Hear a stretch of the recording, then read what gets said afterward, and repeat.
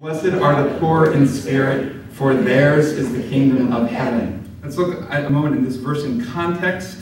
The phrase is from the Beatitudes. And the Beatitudes start off with, blessed are the poor in spirit, blessed are those who mourn, blessed are the meek, and so on and so on. And the Beatitudes begin the Sermon on the Mount. The Sermon on the Mount is one of Jesus' famous sermons, and it takes up all of chapter 5, all of chapter 6, and all of chapter 7. So there's 3 chapters of Matthew. That's just one sermon. Bible scholars tell us that the book of Matthew was probably written around 80 AD, so that means that this was kept in the oral tradition for 50 years. So for 50 years, they're trying to retain the whole length of a sermon that Jesus delivered. Now you imagine trying to retain what I spoke to you about last week. There's a sermon that he delivered that's 3 chapters long that got passed on through the oral tradition for 50 years. The Sermon on the Mount contains what we would call the essence of Jesus' teaching. It was passed on in that oral tradition, and this is the opening line for that sermon. Blessed are the poor in spirit, for theirs is the kingdom of heaven. The point I want to stress here is that the verse at the beginning of Jesus' first and longest discourse, this is his first and longest discourse in Matthew, which was passed on for those 50 years. This is its opening line. So when we look at the words poor in spirit, what we could think of that as meaning is humble or humility. That's the big opening. The big opening to the biggest important sermon is, be humble. The kingdom of heaven is yours if you're humble. Now, you know, I don't have any problem with humility. I've been practicing humility for the last few years now. And I'm happy to say I've attained the 4th level grand mastery of humility. The Alameda Sun is coming to interview me next week on my accomplishment. And I get to put new initials at the end of my name. CHE, Certified Humility Expert. Okay, I'm kidding, right? But humility is not a state that culturally we move towards. Humility is not something that we are recognized for in society. Oh, isn't she wonderful? She's so humble. Maybe, but you don't get the job, you don't get the promotion, you don't get the house because of this state of humility. And what did Jesus say as his opening line in the most important sermon he had to preach is, be humble. In academia, they say, publish or perish, which is not about being humble, it's about getting your name recognized and your work recognized.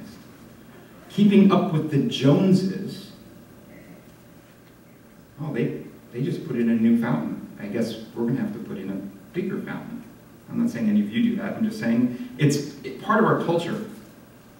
Comparing ourselves with our neighbors, our coworkers, our family members, it's not an exercise in humility. One of my favorite quotes from Ernest: there is a power in the universe greater than myself, and I can use it. Let's say that one out loud. There is a power in the universe greater than myself, and I can use it. One more time. There is a power in the universe greater than myself, and I can use it. This is a very empowering statement. It's about taking responsibility for your relationship with divine power and changing your future. Change your thinking, change your life. But it's, I am changing my thinking. I am changing my life. Change your thinking, change your life. That's awesome. Change your thinking, change your life. It's empowering. Especially useful if you felt disempowered, disenfranchised, dismissed, or disposed of. If you felt any of the disses, disempowered, disenfranchised, dismissed, any of those, that's a very powerful statement. It's a very empowering kind of statement. I'm going to change my thinking and change my life. Why? Because I might be the one who's dismissing myself. I might be the one who's disempowering myself. I might not be the one who's believing in myself, and maybe what I need to do is believe in myself more. Very powerful. It's also important to remember, when was Ernest writing? He was writing in the early part of the 1900s. And we're so far removed from that. None of us were alive and remember that. But his teacher was Emma Curtis Hopkins. Emma Curtis Hopkins was the head of a seminary in Chicago, and Ernest studied with Emma, and it's right in the middle of the suffrage movement. I can't help but think that Ernest was very aware of the women in his life and how they felt disenfranchised. They felt disenfranchised because of their gender. They don't have to vote. So he was lecturing and writing The Science of Mind right in the middle of that social and political climate. So the women's right to vote had to be something that he was very aware of, and he's promoting. Change your thinking, change your life. Be empowered. It's a very important cultural phenomenon for him in that context. So empowerment is what people who are disempowered, that are disempowered, that's what they need. They need to feel empowered. They need to feel enabled. That's why Change Your Thinking, Change Your Life resonates so well. And it's an American feminist movement. The New Thought movement is an American feminist movement. It was founded by women and promoted by women. And if you look at New Thought churches around the country, the greater percentage of people in the pulpit are women. I have no issue with that. I love saying that I'm a feminist. So it's like, women should be empowered. Again, from Ernest, I believe in my own soul, in my own spirit, in my own destiny, for I understand that the life I live is God. The life I live is God. Let's actually say that one again. I believe in my own soul, my own spirit, my own destiny. For I understand that the life I live is God. Not humble. Not humble. So what is there to learn through this? What is there to examine through this? It is empowering. It's self-directing. It's a great way to wake somebody out of a mental condition of apathy or self-depreciation or unworthiness. If someone is dwelling in apathy, self-depreciation, or unworthiness, wake them up. God is expressing through you as you. Wow, really? Okay. Awesome. Sometimes, however, things happen to us that I do not think we create in our mind, in our consciousness. That doesn't mean that they don't happen in our consciousness. I don't think we started them. I don't think we started it or we set it in motion. We didn't set the wheels in motion. We didn't set out that morning to get hit by a car. Somebody who gets into a car accident, it's rear-ended. They were stopped, they get rear-ended. Do I say you created that in your consciousness? That would be a disservice. It would be disempowering. But sometimes inside religious science, and sometimes in New Thought, we don't see the balance. We have difficulty saying, if I'm creating my reality, then how do I deal with this thing that just happened? If you think just for a moment on what happened last year in Aurora, Colorado, or Newtown, Connecticut, I'm convinced that those children did not create the guy coming in there in their consciousness. They didn't set that in motion. But we have to remember that our lives can be impacted by people and others.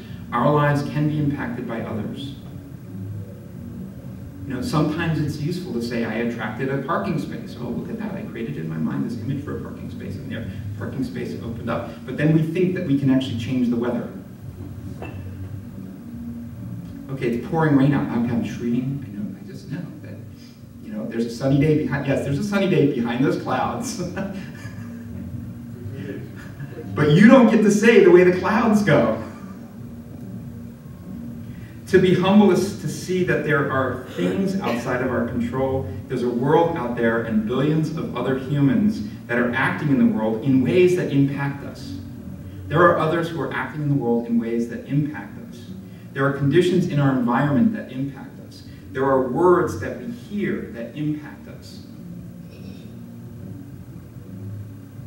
So, when I say they impact us, who we are, the system that we are, the creatures that we are, we're designed for survival. We're designed to survive. That's how we're built. We're made to survive. And we do a good job of surviving. And how I know that is that you're actually here. You survived. If you weren't, you wouldn't be here.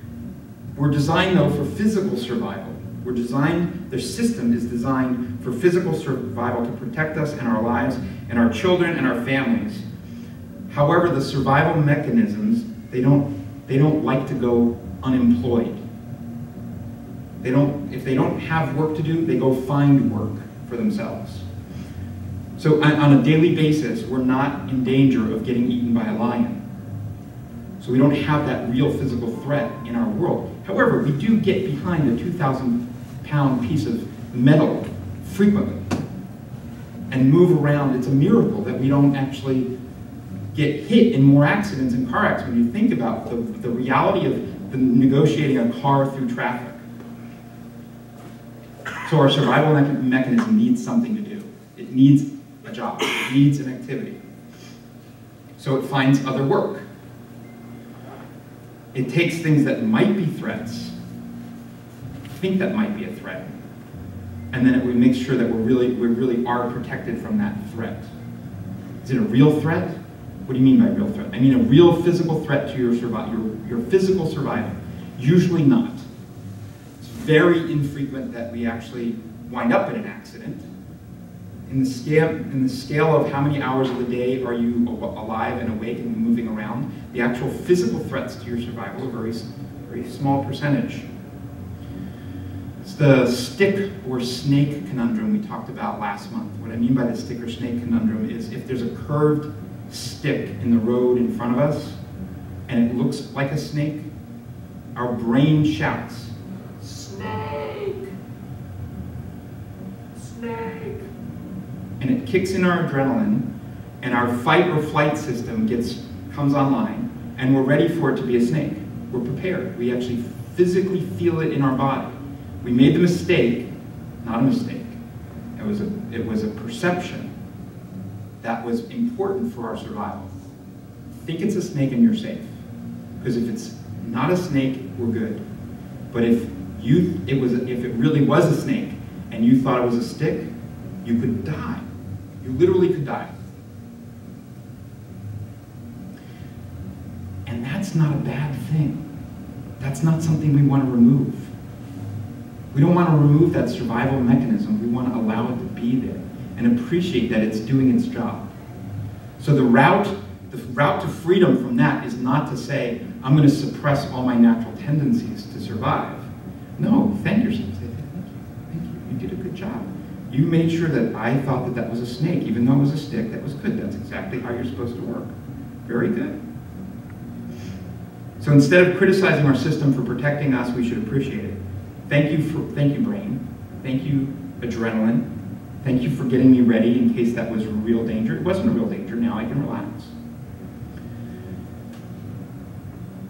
When we're dealing with other human beings, here's where I think it gets really interesting. What happens in our relationships with others is that we learn how to relate to another based on the things that they do, based on how they've interacted with us. They say something that hurt our feelings, and we learn. We learn, okay, they hurt my feelings. Now I'm going to learn from that. Now I have an expectation of how they're going to behave. You know, we get wounded. And then once we're wounded, we start to predict that behavior from them. We start to predict the behavior from they're going to behave that way. Now I'm braced. I know. They're going to say that thing. Or they're going to behave that way. They're going to just be difficult with me. We categorize and characterize them. We categorize them, categorizations of people. These are the people that like me. These are the people that don't like me. We characterize them. This is the way they behave. And I can predict the way that they're going to behave will feel this particular way. Our survival mechanism pays attention to the scars that we have. And not all of the scars are physical scars. Matter of fact, I would say that more of the scars are emotional scars. We walk around with way more emotional scars than we have physical scars. Sometimes we refer to these scars as baggage. equipaje, word for baggage in Spanish. Sometimes the scars are from real physical pain, an actual punch, an actual fall, a real burn. So our predictions about the way people will treat us, how they will interact with us, what they will say to us becomes part of the way we view the world. This is the world, this is how I've got the world laid out. These people who are in my world behave with me this particular way. And so now I see the world as this particular version of the world with these people or players in it. You know, this is how my brother is, this is how my sister is, this is how my in-law is, my mother-in-law, my father-in-law.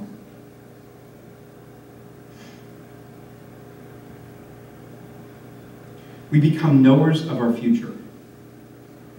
Knowers of our future, know what to expect from others. We become knowledgeable and righteous in what we know about others. That's just what I'm going to expect from her. She's now, she's an alcoholic. So this is what I'm going to expect from her. He's not a very caring person, so I'm not going to expect him to be very nice in this context. Oh, she has anger issues. She's an addict. So you know what that means. It's like a shorthand that we have for the whole conversation. She's an addict. Well, it's because his parents divorced when he was very young. Poor thing. Can't expect him to understand relationships. Because that thing that happened when he was 3. And we believe what we believe is true. We believe what we believe is true. And we know the truth about them. We know how they'll behave, and we are righteous in our beliefs. We become righteous in our belief about how they will interact with us. Here's my version. My older brother, Gary. He's several years older than me, and many of my memories of growing up with him are filled with jabs, punches, pinches, turned arms, real pain, real physical pain. He actually caused me real physical pain. So we had a shed in our backyard, and there was a tree that climbed up to the top of the shed, and he was playing on top of the shed. And I was his kid brother, and I followed him up the tree onto the top of the shed. And he, for whatever reason, he wasn't like, it was just him. But for whatever reason, he didn't want me on top of the shed with him. So he punched me in the stomach and knocked the wind out of me. Real physical pain, right? Real physical pain, you know, that cramping that happens when you get the wind knocked out of you. My mom was in the kitchen, which was within eyesight of the shed, but she really couldn't see because we were on top of the shed. I was like 9, and I had a conscious thought. She didn't see that. She'd notice it if I rolled off the shed. And so I rolled off the shed and fell 8 feet onto the ground.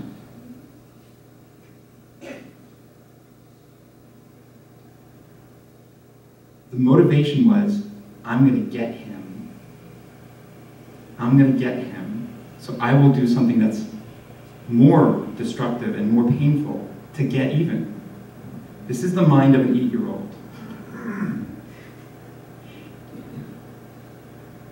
I know that I'm not unique in this, and you might not have ever rolled off a shed, but we all do self-destructive behaviors to make sure that somebody else, I'm going to hold my breath so that you realize how much. Who suffers? I suffered. Did he suffer? No. I don't even know if he got yelled at. Because I don't know if she saw. I think she didn't see. I think I had to like go up, and then he goes, I didn't push him off the shed. And there's this now. So moving forward, our adult relationship. Now the other thing is that the story that I told, because I told my mother, I told him he pushed me off the shed. The story had to become one that I repeated from that point on. I had to tell that story. not the one that I decided to roll off the shed. I wasn't going to tell that story. The story that I told was he pushed me. And I kept that story up for 25 years. Kept that story up. That was a good laugh later on. Oh yeah, he pushed me off the shed. And I actually literally forgot I forgot about the decision that I made. I forgot that I had made a conscious decision. I'm going to let myself get hurt in order for him to be pained, to suffer.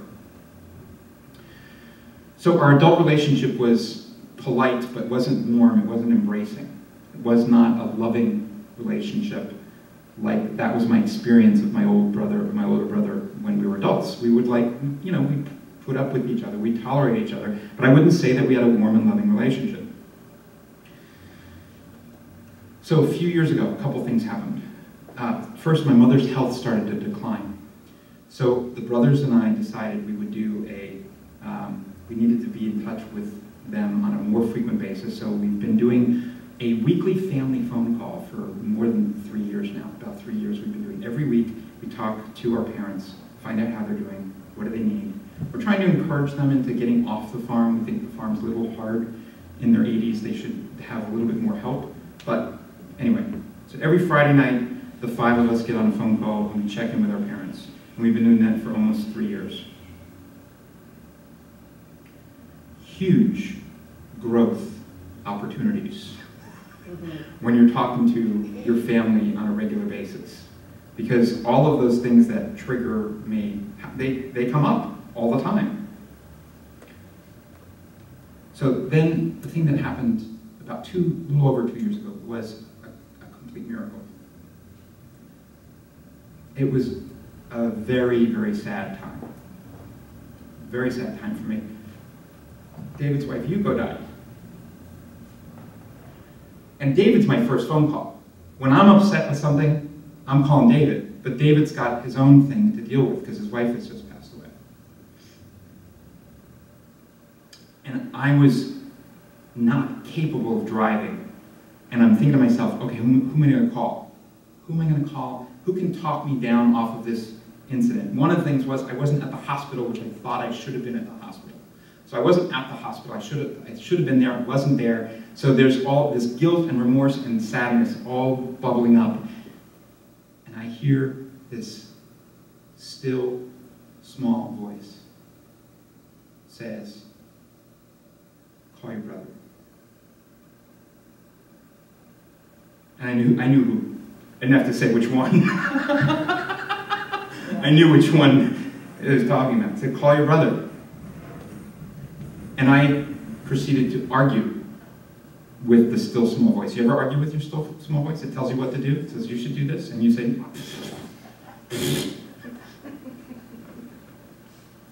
I'm not calling my brother. Call your brother. It was insistent. Call your brother. I called my brother. John, how's it going? I said, my best friend's wife just passed away.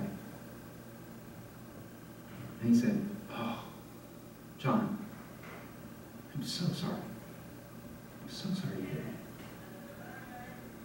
And then after a few minutes, he started to share with me about a friend of his from church who had passed away. 45. Family, kids. He said, this is this guy, and here's who this person was for me. And the connection that I had with Gary in that moment was miraculous.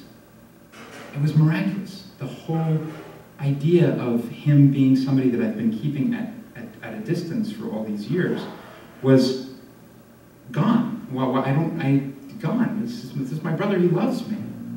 It wasn't a theoretical concept of him loving me. It was an experiential being taken care of by my older brother. My older brother was comforting my wounds for me in a way that I just had no expectation that he would be there for me in that way. And yet, some part of me did, because that voice said, call your brother.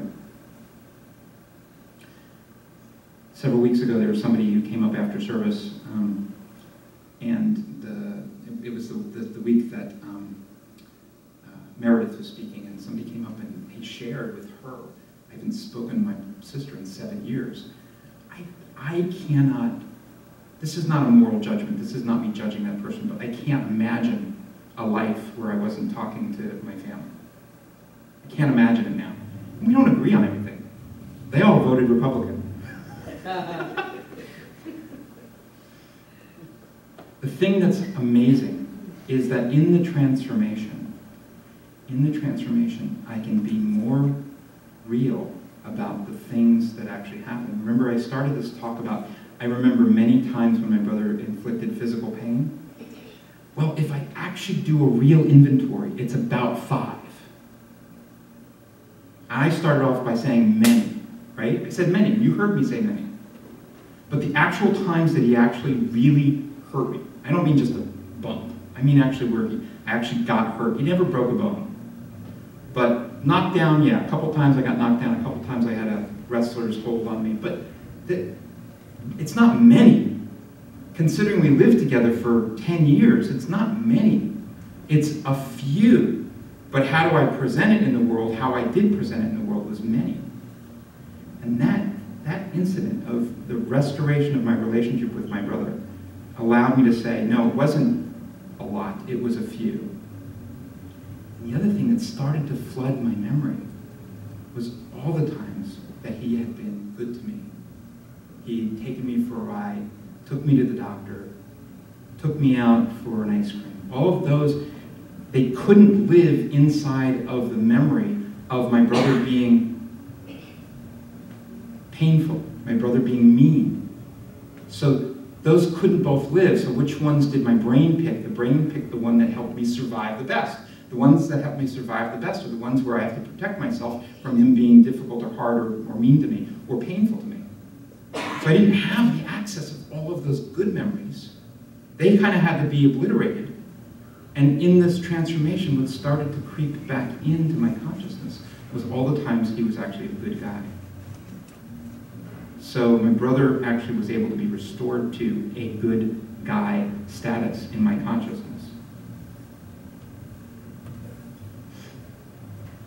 So,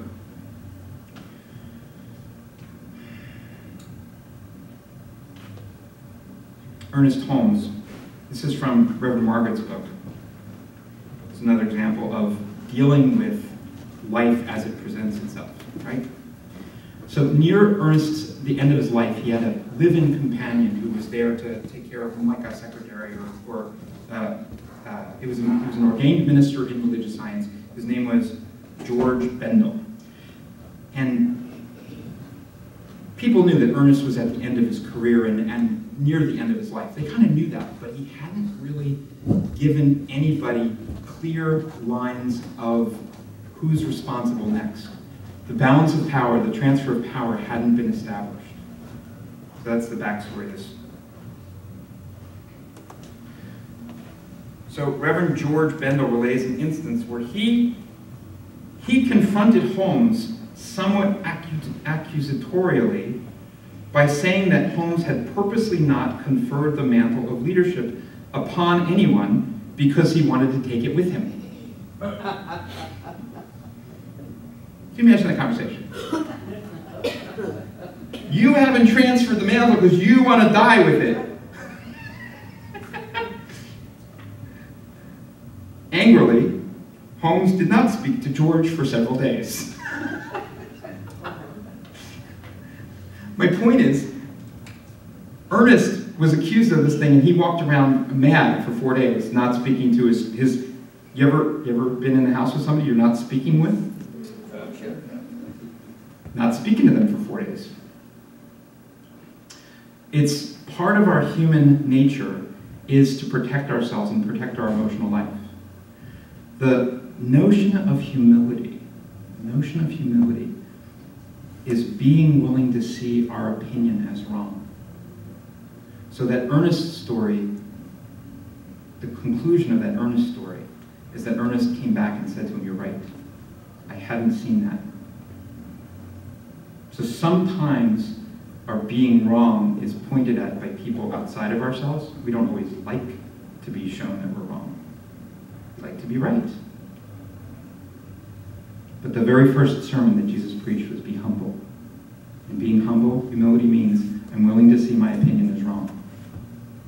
Humility is doing the thing that creates more love and compassion despite your belief that it won't be well received. I'm not going to do it for them because they just don't appreciate me. No, do it for them anyway.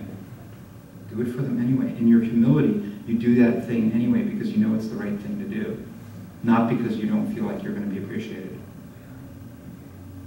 Humility is knowing there's a power greater than you are and is moving you in a direction of greater compassion, wholeness, and healing without your conscious effort or your ego. That wasn't my ego thinking, call your brother. That wasn't my ego that was saying that. That was divine intervention. Whether it came from my heart or outside of myself doesn't matter. I know it came from my heart, but sometimes it's actually useful to pretend like God's outside of me. Why? Because sometimes I listen better. Sometimes if I think God's external, I'll listen more. Humility is knowing that the stars are where they ought to be. The stars are where they ought to be without us trying to keep them in place. We don't have to put the stars anywhere. We can just let them be where they are.